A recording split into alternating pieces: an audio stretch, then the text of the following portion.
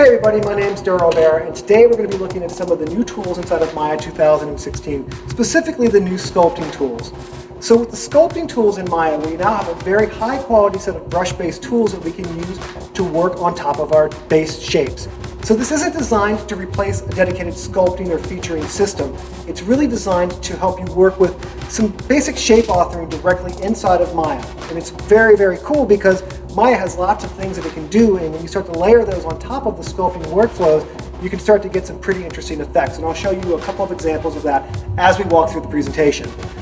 So what we want to do is we want to use the sculpting tools to add in some target shapes or some blend shapes to our character's head. And we're going to be using the blend shape window to help us with that.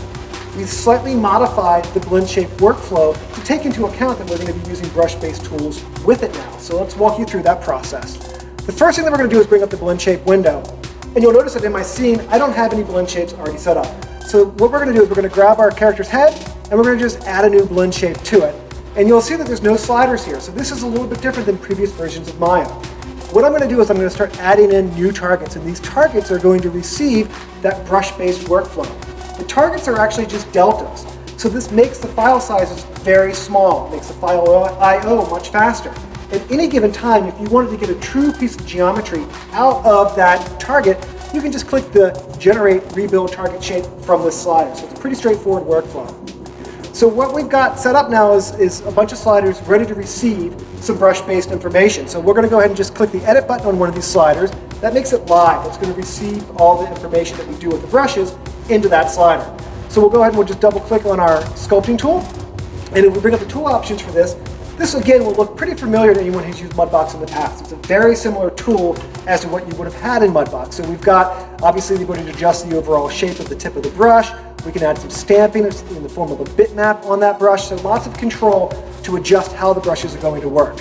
When you're working in the app, you can also use marker menus to quickly change between these tools. So if I right mouse click on top of my object, I can turn on the wire display, turn off the wire display. I can jump from my sculpting tool to my grab tool to my last tool. So we've put most everything that you're going to be using often in the right mouse click. Shift right mouse click allows me to switch between all the different brushes that I have without having to go up here to the top bar.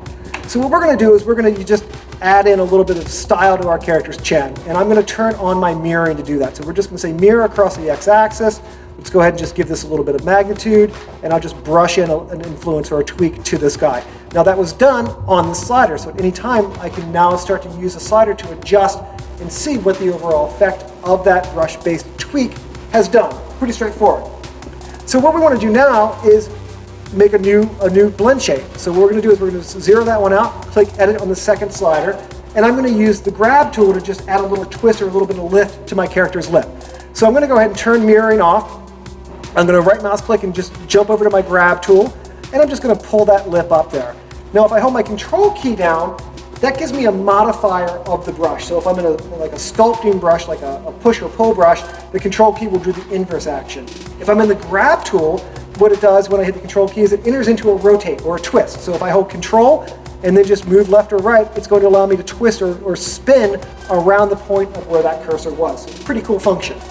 So the next thing that we want to do is make another slider that's going to give me a little lift on one of these lips. So if we go ahead and go back into edit our third slider, and I'm still in the grab tool, and I start to pull this lip up, you'll see that it's pulling the top lip and the bottom lip. So what I'm going to do is I'm just going to switch my fall off. Instead of being a volume-based fall off, I'm going to do a surface-based fall off. So that's going to allow me to grab just the top part of that lip. So again, it's taking things that Maya could always do, volume-based fall off, surface-based fall off, and putting them in conjunction with the brush-based workflows, and it really starts to show you the power that we have when we're doing some basic editing of our base shapes inside of Maya with these brush-based tools. So the next thing that we're going to do is look at an example of how we're going to use the brush-based tools in conjunction with a deformer. So let's say I wanted to give my character a slight change to his eyebrow, his forehead or something like that. And if I do that kind of in a standard sculpting system, the other objects aren't going to really have any effect, right? Like if I lift that up, that eyebrow doesn't go along for the ride. So what I want to do in this example is make those eyebrows have a relationship to that underlying piece of geometry, the underlying head. And we can just use a simple wrap deformer to do that inside of Maya. So we'll grab our eyebrows, we'll grab our character's head, We'll jump over to our rigging menu. It's worth mentioning that the user interface inside of Maya obviously looks a little bit different. It scales to 4K really nicely. The icons can scale up and down based on the DPI of your monitor. We've also taken the opportunity when we were refreshing the user interface and making it a little bit more modern or current to reorganize the tools and kind of tidy things up. So all the deformation tools now live underneath the rigging menu set. So we'll jump over to rigging. We'll go to deformer and we'll just do a quick wrap deformer on that guy.